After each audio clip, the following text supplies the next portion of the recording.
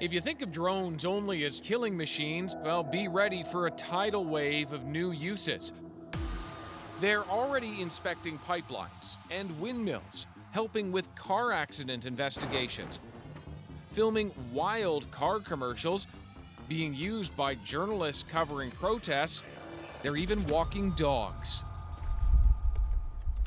This quadricopter, sort of a four-bladed small helicopter, is a game changer for power companies. Inspecting electrical towers can usually take hours, workers climbing up and down, and no shortage of danger. But a drone with a camera, and one that can detect heat, a sign of potential problems, well, it goes so much faster and at a fraction of the cost. The neat part is that you get to play with flying robots every day.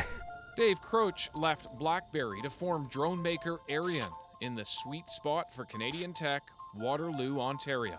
Different customers want to do different things. The system folds and is designed to fit into a backpack.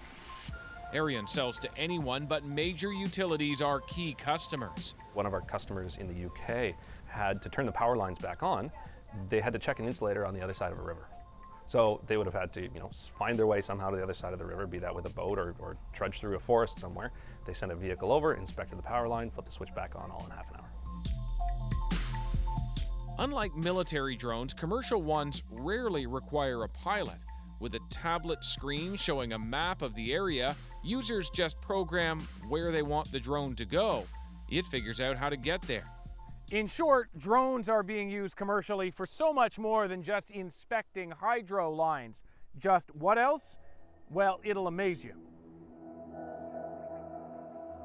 Arion's drones have been used to monitor sea lion populations, even help chart a course for ships trying to break through to ice-locked Nome, Alaska. It was images from a drone which provided that vast sense of destruction for aid agencies rushing in after the typhoon in the Philippines. When Nissan wanted a commercial from a different perspective, drones shot it.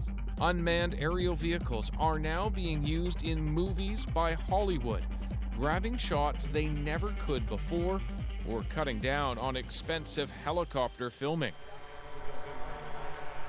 Thermal cameras helped the RCMP find a disoriented motorist who'd stumbled far from his damaged vehicle. Using a helicopter would have burned up $1,500 of fuel an hour. The drone, it runs on a rechargeable battery. There are more law enforcement uses too. That same thermal camera tracks the heat of a suspect, reducing risk to officers, be they human or canine. If we can locate either an object or a person without having to send the person in and putting them at risk, knowing where somebody is, and then we have that information, that's a huge advantage to us. It's just ready to go, so you just press OK launch. Oh, I'm gonna get to press. Okay, yeah, sure, go for it. So, and then you'll have 5 seconds to throw the plane. Then there's the new frontier, agriculture. Farming is a business where timing is everything and costs need to be controlled. We produce a system that enables people to get data, valuable data, allow them to make the decisions that they need to make on their crops or any surveying development stuff that they need to do.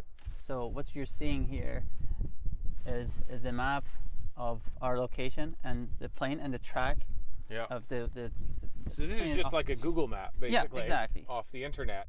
This drone skirting above winter wheat can help detect problems in the crop before they appear visually.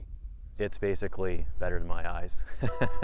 Images from the drone show areas of concern. The black and blue here, well, that's a problem. Having the data is a big shift. No longer will farmers rely on past crop year's performance. Before we would guess what the season would do, we would put nutrients on assuming that the growing year was going to probably be like it was maybe 2 years ago or whatever. Now we don't. We know what's going to happen. Drones are getting more capable and less pricey. A&L Labs wanted to overcome the cost barrier, so it hired a starving engineering student to help build one on the cheap.